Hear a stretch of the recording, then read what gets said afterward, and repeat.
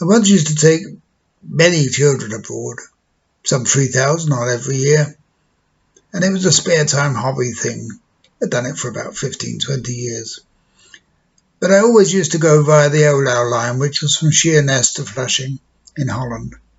Not that we always went to Holland, we sometimes went to Germany, Belgium, France, or whatever. But that was such a lovely ship, 11 decks, 2 swimming pools, 7-hour journey, and the kids could just enjoy themselves. And in fact, I made great friends with one of the reps that I used to deal with, Dawn Spillett. She was a lovely girl. And of course, I sometimes spoke to her manager, Mr. O'Keefe. But it had to come to an end. It came to an end in 1994 when the Olau-Line discontinued, and I was very sorry to see it passing. But here we are, the end of the Olau-Line, the passing of a great ferry service.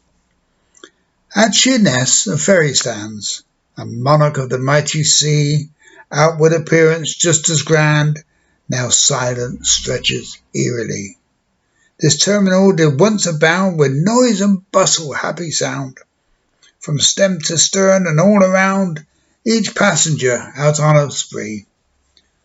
Oh, such a time, and well I know the joy and pleasure that he brought.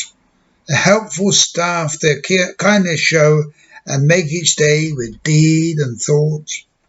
Then every group on every day, and every passenger would say, to travel there's no other way, so for their plight now spare a thought.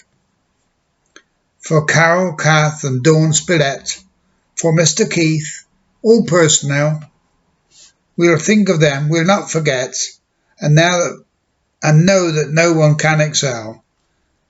Then as you bear this dreadful blow, whatever you do, wherever you go, your many friends will wish you to know that in our hearts we wish you well.